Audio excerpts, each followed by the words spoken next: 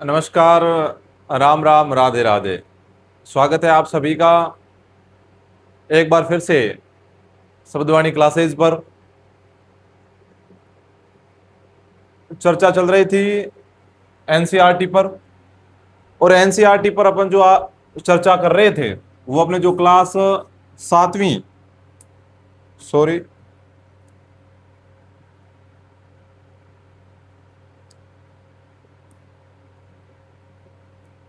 हाँ, तो अपन जो चर्चा कर रहे थे वो जो अपनी कक्षा आठवीं, जो अपनी कक्षा आठवीं की हमारा अतीत, कौन सी किताब? हमारा अतीत किताब।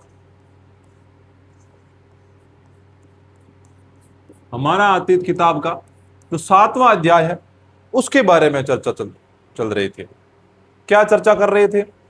अपन ने ये पढ़ा कि जो हमारा अतीत की किताब है क्लास आठवीं की, उसमें जो पूरी की पूरी जानकारी है वो किसके इर्द गिर्द चलती है? ईस्ट इंडिया कंपनी, या जो ब्रिटिश का शासन था, अंग्रेजों का शासन था भारत पर, पूरी की पूरी किताब उसके इर्द गिर्द चलती है। वो कैसे आए, कहां पर आए, किन किन लोगों पर कैसे कब्जा किया, बाद में कौन कौन से सुधार किए, सारी चर्चाएं थी वो उनके बारे में थी।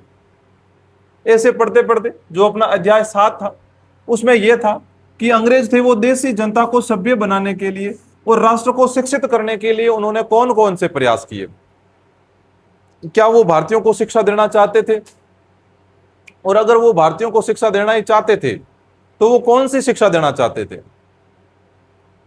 क्या पश्चिमी देशों की जो शिक्षा थी वो देना चाहते थे, या जो प्राच्यवादी थे जिनका मत था कि भारतीय लोगों को भारतीय संस्कृति की शिक्षा दी जाए, क्या वो शिक्षा दी? शिक्षा में किस प्रकार के सुधार किए, उनके बारे में अपन चर्चा कर रहे थे। जिसमें अगर देखें तो अपन ने एक परंपरा पढ़ी थी, प्राच्यवाद की परंपरा। कौन सी परंपरा? प्राच्यवाद की परंपरा, जिसमें प्रमुख थे वो थे विलियम जोन्स। कौन थे? William Jones. विलियम जोन्स ने क्या तर्क दिया? क्या है प्राच्यवादी परंपरा? तो विलियम जोन्स ने यह तर्क दिया कि भारतीय लोगों को अगर शिक्षा प्रदान करनी है तो जो इनकी संस्कृति है, इनकी सभ्यता है और इनके जो पुराने ग्रंथ है, यहां की लिखी हुई किताबें हैं, उन किताबों को इनको पढ़ाया जाए। इस परंपरा को कहा गया प्राच्यवादी परंपरा। प्राच्यवादी परंपरा में वे लोग आते हैं जो भारतीय लोगों को भारतीय संस्कृति की, भारतीय साहित्य की शिक्षा देने के बारे में बात करते हैं, जिनमें प्रमुख रूप से थे विलियम जोन्स। कौन थे? William Jones. फिर उसके बाद में एक व्यक्ति और थे, जिसमें अगर मैं बात करूं तो जो हेनरी टॉमस कोलब्रुक, वे कहते थे, उनका भी मानना यही था कि भारतीय सभ्यता प्राचीन काल में, अपने वैभव काल में बहुत उच्च स्तर की रही है। तो हेनरी टॉमस कोलब्रुक और विलियम जोन्स, इन दोनों ने जो प्राच्यवादी मत था, जो प्राच्यवादी परंपरा थी, उसका समर्थन किया था। लेकिन सिर्फ इन दोनों ने ही जो प्राच्यवादी परंपरा थी उसका समर्थन किया, या हो सकता है कि दो चार लोग और थे, लेकिन सभी के सभी अंग्रेज, पूरी की पूरी ईस्ट इंडिया कंपनी इस चीज से सहमत नहीं थी कि भारतीय लोगों को भारतीय संस्कृति की शिक्षा दी जाए। अब जो प्राच्यवादी परंपरा थी उसकी बात को ध्यान में रखते हुए 1781 ईस्वी में कलकत्ता में एक मदरसा खोला गया। जो मुस्लिम लोग थे इनको आप अपनी संस्कृति के बारे में ज्ञान देने के लिए फिर अपने बनारस में हिंदू कॉलेज का निर्माण कराया गया। देखिए 1791 में हिंदू कॉलेज की स्थापना की गई ताकि वहां प्राचीन संस्कृत ग्रंथों की शिक्षा दी जा सके और देश का शासन चलाने में मदद मिले। मतलब धीरे धीरे हेनरी टॉमस कोलब्रुक और विलियम जोन्स के कहने पर भारत में धीरे धीरे मदरसे खोले गए, हिंदू कॉलेज खोले गए। लेकिन काफी अंग्रेज ये मानते थे कि भारतीय लोगों को शिक्षा जो पश्चिमी देश है वहां की शिक्षा दी जाए। कहा क्यों दी जाए? तो उन्होंने कहा कि जो पूर्व की शिक्षा है, क्योंकि भारत है वो उन देशों के पूर्व की ओर पड़ता है, तो उन्होंने कहा कि जो पूर्व की जघन्य गलतियां, यहां पर जितने भी ग्रंथ है, यहां पर जितने भी बुकें हैं, उनका कोई प्रमाण ही नहीं है। अगर उन सभी चीजों को वैज्ञानिक कसौटी पर अपन खरा उतारना चाहे तो एक भी खरी नहीं उतरती। तो उन्होंने कहा कि आप अपना पैसा, अपना समय बर्बाद मत करो भारतीय लोगों को भारतीय संस्कृति का ज्ञान देने में, क्योंकि आप यहाँ के साहित्यों को जब पढ़ोगे, यहाँ की किताबों को पढ़ोगे तो उनमें खूब गलतियां हैं और ना ही वो किसी तर्क पर खरे उतरते हैं। तो उन्होंने विरोध किया कि भारतीय लोगों को यहाँ की शिक्षा मत दीजिए, जिनमें प्रमुख रूप से कौन थे? Thomas Babington Macaulay. जिनमें प्रमुख रूप से कौन से? थॉमस बेबिंगटन मैकाले थे, जिन्होंने ज्यादा विरोध किया था। उसके बाद में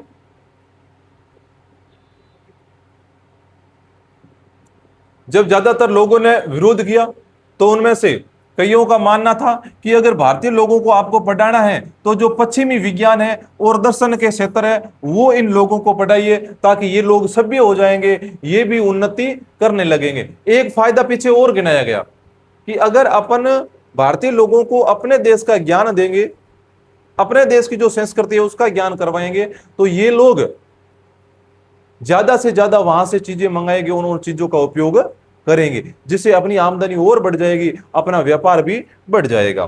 फिर एक मैकाले के मिनट्स 1835 का अंग्रेज का शिक्षा अधिनियम पारित किया गया था। 1835 में अपन ने पढ़ा था Babington Macaulay, Thomas Babington Macaulay, उनका अधिनियम पारित किया गया और उन्होंने कहा कि जो कोलकाता में और बनारस में मदरसे हैं उन प्राच्यवादी संस्थानों को प्रोत्साहन मत दो, और कहा कि ये अपने आप शरण, मतलब अपने आप निम्न गति का शिकार होते जा रहे अंधकार के मंदिर है। ये भी जो मदरसे हैं, ये संस्कृत कॉलेज है, ये अपने आप शरण में चले जाएंगे, इनका अपने आप विनाश हो जाएगा। फिर उन्होंने क्या कहा? इन्होंने कहा कि व्यवसाय के लिए शिक्षा दो। क्या दो? व्यवसाय के लिए शिक्षा दो। 1854 में जो ईस्ट इंडिया कंपनी थी उसने कोर्ट ऑफ डायरेक्टर के भारतीय गवर्नर को शिक्षा के बारे में नोट भेजा।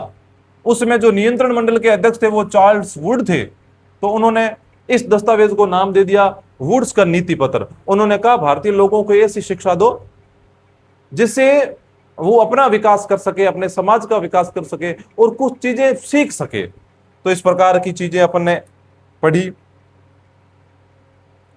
उसके बाद में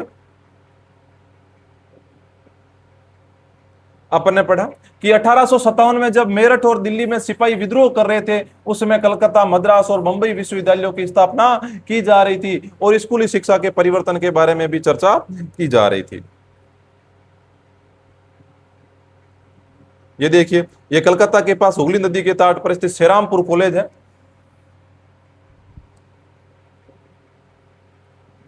अब एक चीज आई कि स्थानीय पाठशालाओं का क्या हुआ?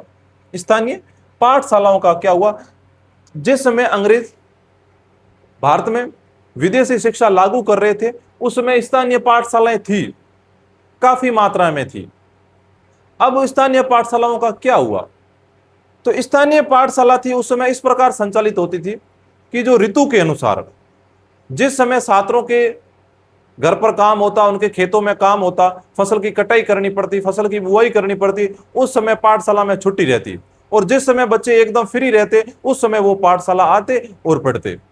इस प्रकार की भारत में व्यवस्था चल रही थी।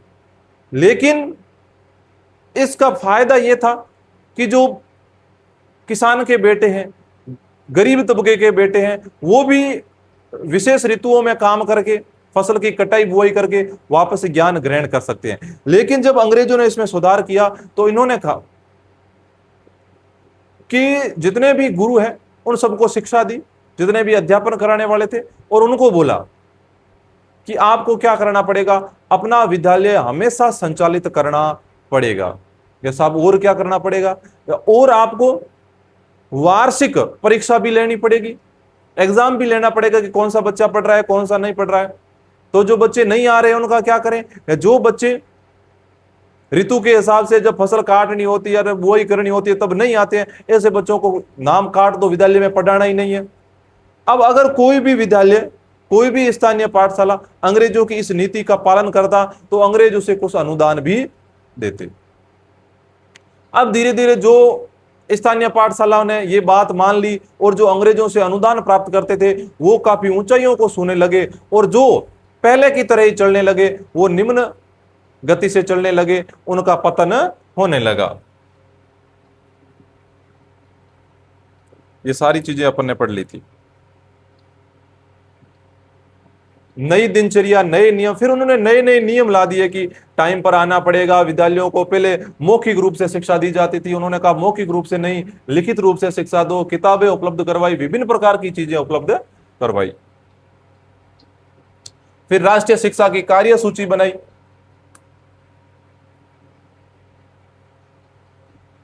अब महात्मा गांधी जब बाद में आए तो महात्मा गांधी जी ने कहा था कि अंग्रेजी शिक्षा ने हमें गुलाम बना दिया है, अंग्रेजी शिक्षा ने हमें गुलाम बना दिया है। उन्होंने कहा कि महात्मा गांधी की दृढ़ मान्यता थी कि शिक्षा केवल भारतीय भाषाओं में ही दी जानी चाहिए, भारतीय भाषाओं के अलावा कोई भी शिक्षा मत दो। इस प्रकार का आपने चीजें पढ़ी थी।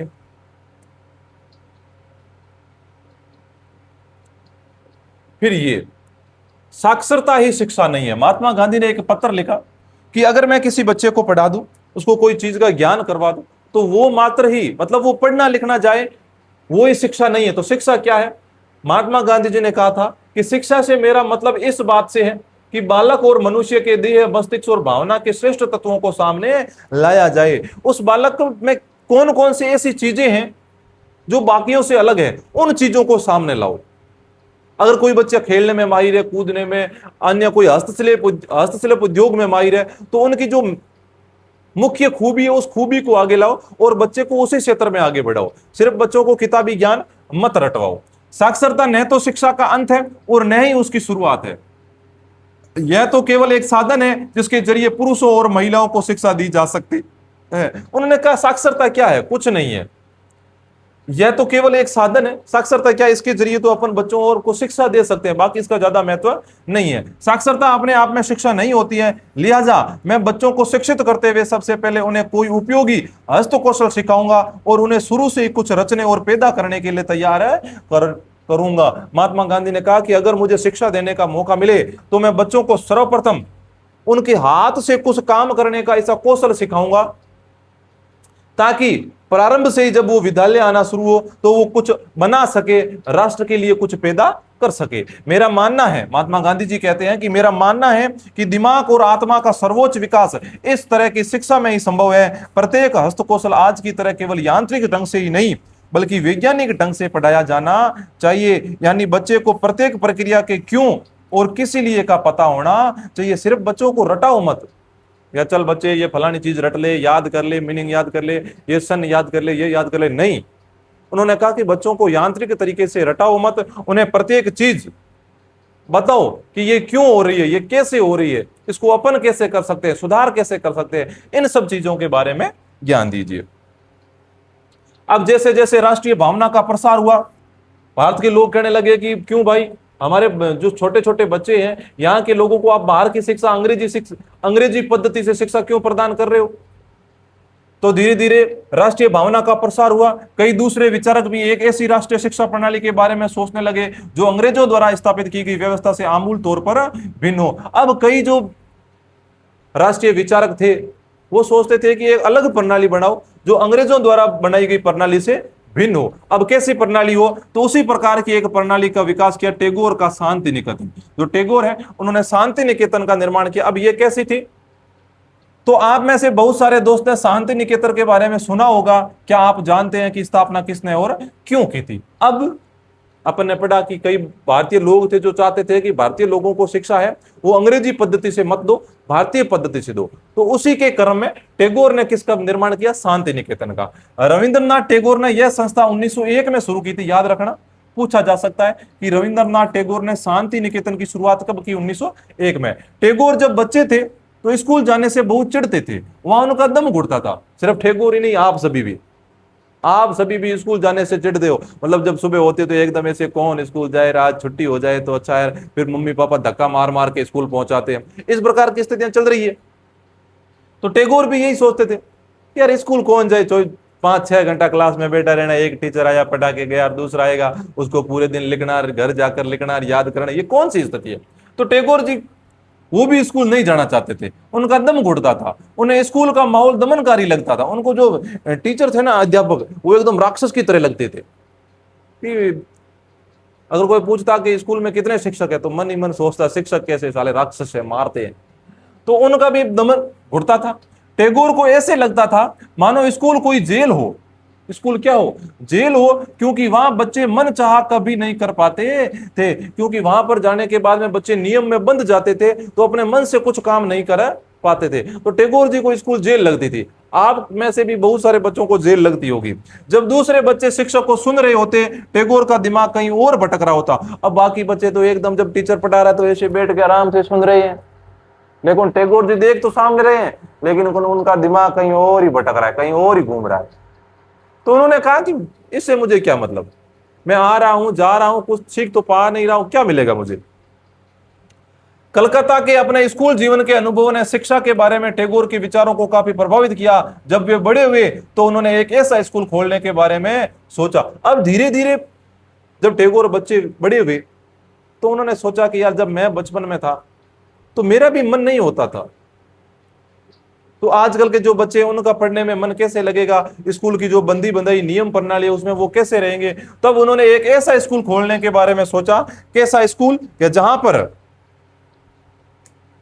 जहां पर बच्चे खुश रह सके, जहां वे मुक्त और रचनाशील हो, जहां वे अपने विचारों और आकांक्षाओं को समझ सके। उन्होंने कहा कि ऐसा विद्यालय खोलो जहां पर बच्चे एकदम मुक्त रहे, मन चाहे तब आए, मन चाहे तब जाए, कोई काम करना है तो करो, पढ़ना है तो पढ़ो, नहीं पढ़ना है तो मत पढ़ो, कोई दूसरा काम करो, मतलब एकदम स्वतंत्र रहे। टैगोर को लगता था कि बचपन का समय अपने आप सीखने का समय होना चाहिए। टैगोर का मानना था कि बचपन में बच्चों को पढ़ाने की जरूरत नहीं है, बच्चे अपने आप पढ़ सकते हैं, बच्चे अपने आप सीख सकते हैं।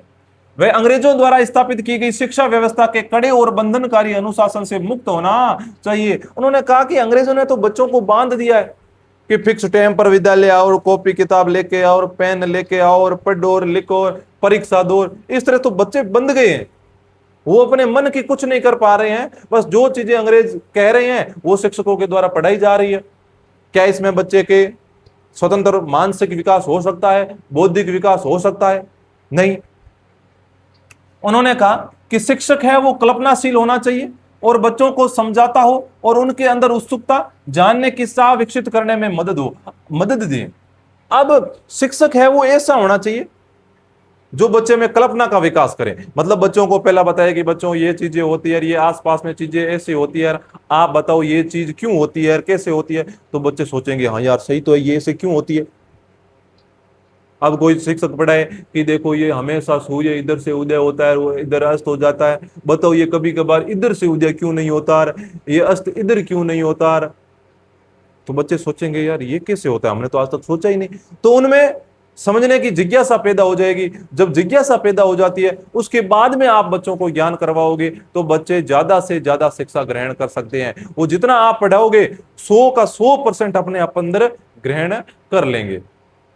लेकिन अपन अगर जाते ही सीधा शुरू कर दें, क्या देखो बच्चों, सूर्य पूर्व से उदय होता है, पश्चिम में अस्त हो जाता है, सूर्य पूर्व से उदय होता है, पश्चिम में अस्त हो जाता है, पृथ्वी नहीं, सूर्य नहीं घूमता, पृथ्वी सूर्य के चारों तरफ घूमती है, चंद्रमा घूमता है, कहां घूमता है, पृथ्वी के चारों तरफ चंद्रमा घूमता है, चक्कर लगाता है। बच्चे बैठ रहे ऐसे सुन रहे होंगे, क्या हमको क्या मतलब।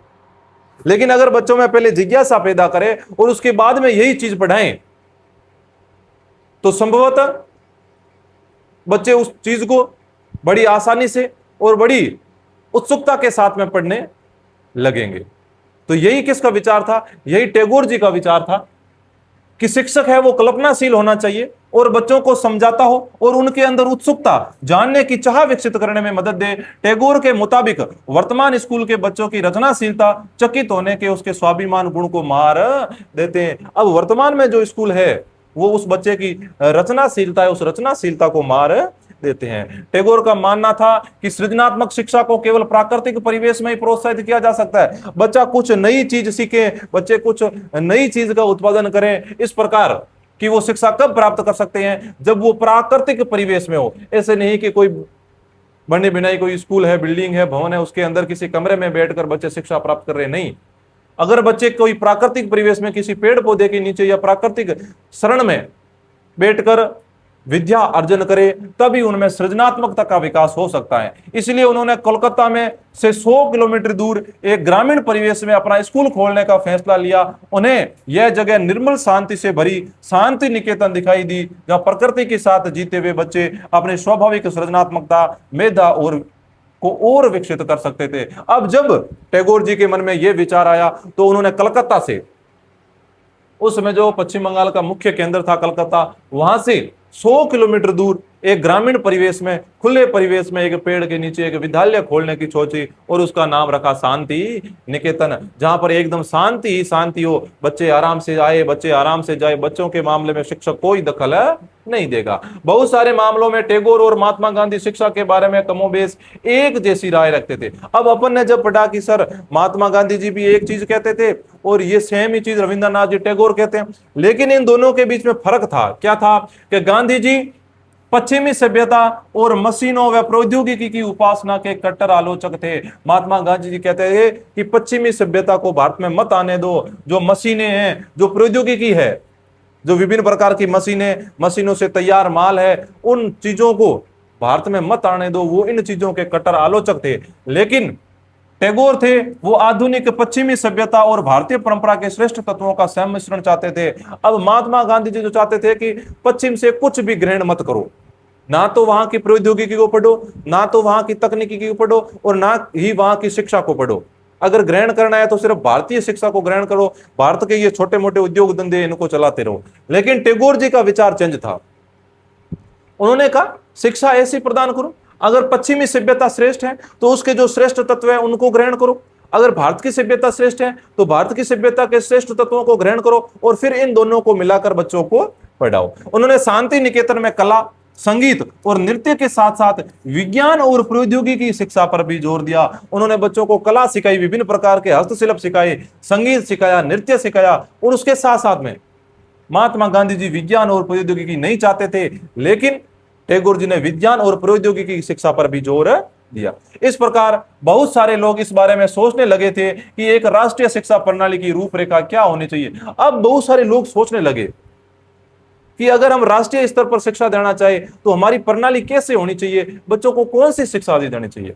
कुछ लोग अंग्रेजों द्वारा स्थापित की गई व्यवस्था में परिवर्तन चाहते थे। उनका मानना था कि इसी व्यवस्था को इस तरह फैलाया जाए कि उसमें ज्यादा से ज्यादा लोगों को पढ़ने के मौके मिल सके। अब कुछ लोग तो ये मानते थे कि अंग्रेजी शिक्षा ठीक है, इसमें अगर थोड़ा सा परिवर्तन हो जाए। थोड़ा सा परिवर्तन किस प्रकार का? या परिवर्तन इस प्रकार का करो कि उसमें भारत के ज्यादा से ज्यादा लोग हैं वो शिक्षा प्राप्त कर सके और वो ज्यादा से ज्यादा बच्चे पढ़ सके। इसके विपरीत बहुत सारे लोग ऐसे भी थे जो एक वैकल्पिक व्यवस्था चाहते थे ताकि लोगों को सच्चे अर्थों में राष्ट्रीय संस्कृति की शिक्षा दी जा सके। अब बहुत चाहते थे कि ठीक है, अगर कोई पश्चिमी संस्कृति की शिक्षा प्राप्त करना चाहता है, अंग्रेजों द्वारा दी गई शिक्षा प्राप्त करना चाहता है तो करें, लेकिन इसका एक विकल्प और भी होना चाहिए कि अगर कोई जो भारत की राष्ट्रीय संस्कृति है, भारतीय संस्कृति है, उसका ज्ञान ग्रहण करना चाहे तो वो भी शिक्षा दी जा सके।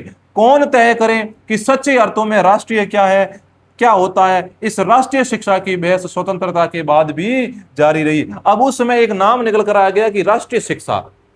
अपने राष्ट्रीय शिक्षा किस स्तर की होनी चाहिए, बच्चों को कौन सी शिक्षा दी जानी चाहिए, उस समय बहस चलने लगी। और यह बहस चलते चलते भारत स्वतंत्र भी हो गया 1947 में, लेकिन उसके बाद में भी यह बहस चल रही थी कि स्वतंत्र ये अपनी राष्ट्रीय शिक्षा क्या होनी चाहिए।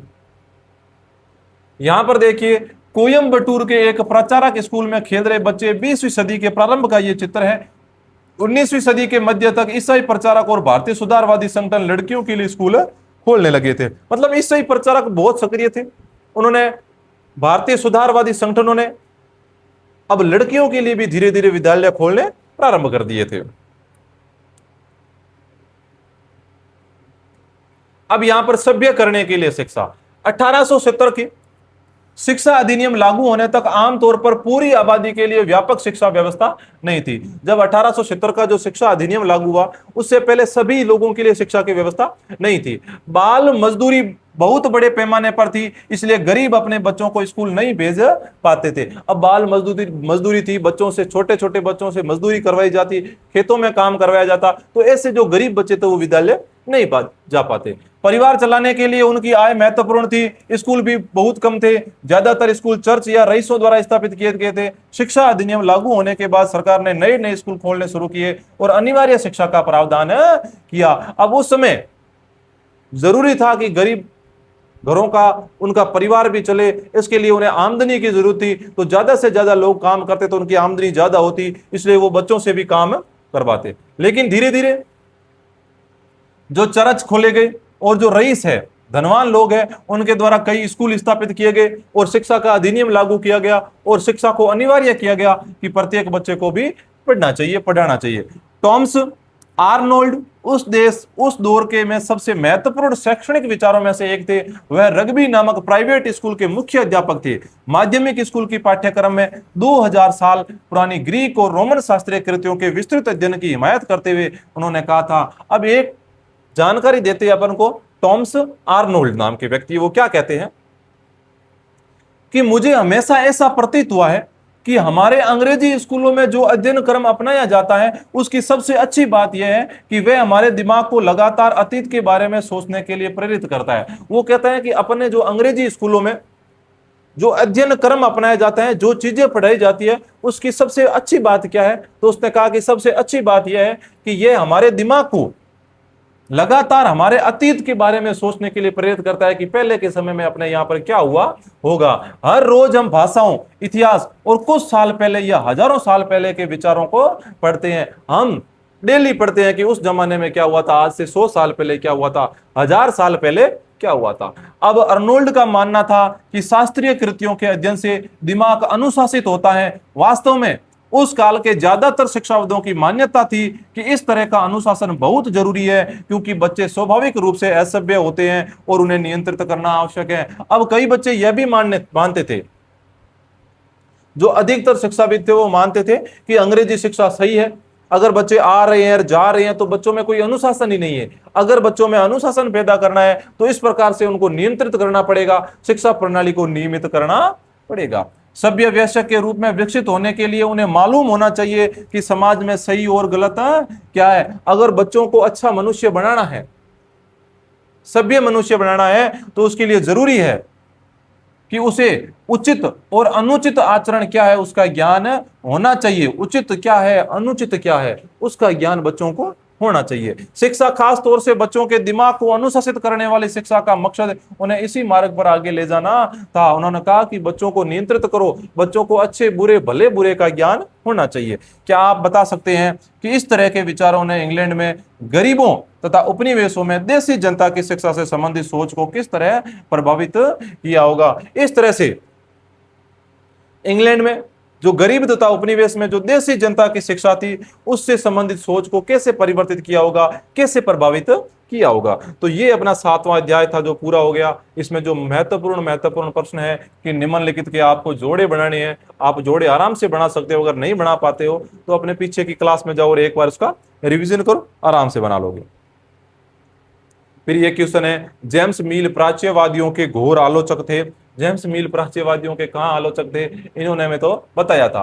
1854 के शिक्षा संबंधी डिस्पैच में इस बात पर जोर दिया गया था कि भारत में उच्च शिक्षा का माध्यम अंग्रेजी होना चाहिए। महात्मा गांधी, 1854 में यह नहीं कहा गया था कि अंग्रेजी होना चाहिए।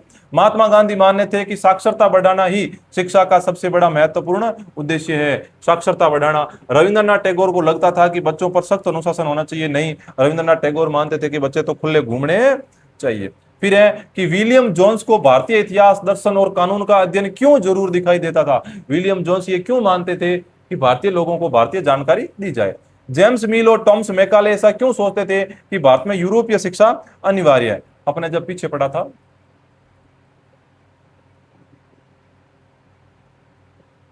जेम्स मिल प्राच्यवादियों के घोर आलोचक थे, ये भी सही है। जेम्स मिल थे वो प्राच्यवादियों के घोर आलोचक थे, ये सही है। महात्मा गांधी बच्चों को हस्तकलाएं क्यों सिखाना चाहते थे? महात्मा गांधी ऐसा क्यों सोचते थे कि अंग्रेजी शिक्षा ने भारतीयों को गुलाम बना दिया है? यह भी अपन ने पढ़ा था। इस प्रकार अपन ने सारे प्रश्नों की लगभग पीछे चर्चा कर ली थी। आशा करता हूं कि आपको 7वां अध्याय जो हमारा अतीत क्लास 8वीं की किताब का है वो एकदम अच्छी तरह से समझ में आ गया है। आगे अब हम पढ़ेंगे अपना जो 8वां अध्याय है उसके बारे में चर्चा करेंगे। तब तक अपने जो प्रश्नों की सीरीज है, जो मैं पीछे प्रश्न ला रहा हूं, उनको भी पढ़ते जाइए और इनका भी रिवीजन करते जाइए। बहुत बहुत धन्यवाद।